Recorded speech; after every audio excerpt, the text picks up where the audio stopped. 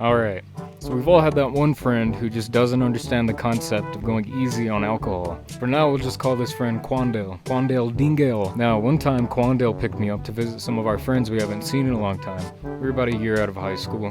When we got there, I was distracted talking with everyone and Quandale was slamming shots down. I didn't even notice until Quandale was already pretty sauced. Mind you, Quandale Dingleberry here's my ride home and I wasn't about to let his goofy ass drive drunk. So I had to call home and let my family know I wasn't gonna be home that night. Hey, so you know Quandale? That one kid that says senor every sentence? Yeah, that guy. He pulled a Quandale Dingle, and long story short, I should have brought my car, but I trusted Dingle's dingleberry ass, and he's drunk and I'm stuck. So there I am, sober as fuck, talking to this man whose conscience is on Mars getting probed by Martians or some shit. Yo, where the fuck do hamsters live outside of pet shops, bro? Quandale, that's the dumbest shit I've ever heard. Hamsters are nocturnal, so it's no wonder you've never seen one outside a fucking store. About 20 minutes into talking to Quandale, I decided I need to get on his level and go hit the sauce with everyone else. Fucking mistake, because while no one was watching Quandale Dingleberry, he was also getting more sauced. So I get back to the living room,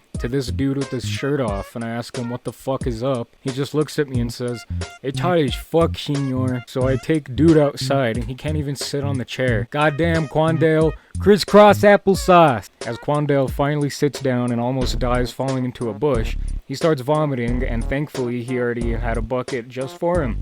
So we've been outside for about 5 minutes and Quandale is wanting to go inside because he's cold. At this point, I realize he's completely blasted because he's shirtless, holding his jacket and shirt, telling me he's cold. I just told him to put his shirt on and quit whining because goddammit I was barely buzzed. I go inside to drink again while Hito Josh was watching Quandale outside. Oh yeah, meet Hito Josh. He helped me babysit Quandale that night.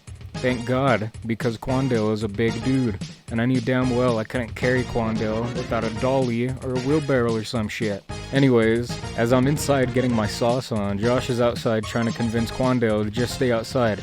He failed, and I don't blame him because Quandale is goddamn stubborn when he's drunk. I come into the living room and Senor Quandale is still shirtless on the couch. I try coming up and speaking to him, and he just starts spitting on himself.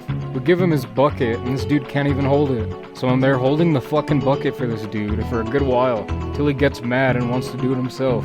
I put up with this shit until Quandale randomly decided to stick his hand into his bucket he's been vomiting into.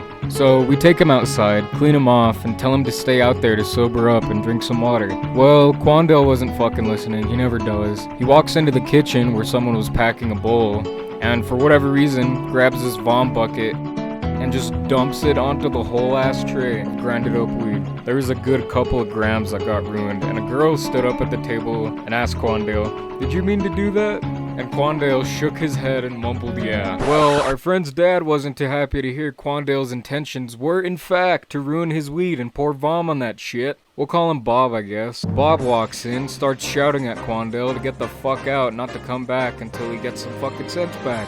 Quandale wasn't listening to me or Josh, he was definitely listening to Bob.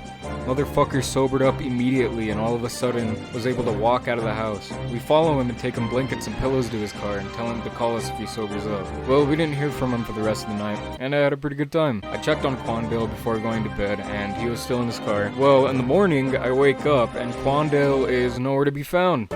I walk outside and see his empty car, walk over to it to see if he just fell or some shit, and I find his phone on the ground outside of his car. I panic for a second because it looks like man's got kidnapped or some shit, but everyone inside calmed me down. Thinking back, I'm sure they were just done putting up with this shit. Anyways, I finally fucking hear back from Quandale at like 2 p.m. and he tells me that his grandma picked him up because he wanted to take a shower or some shit. Or he just pissed himself or something. So I told him I'm just gonna take his car to my house and to just get dropped off there because bruh, I wasn't even planning to stay anywhere to begin with, much less the whole ass day after, without showering. So Quandale, if you're watching this, you're a smelly bitch.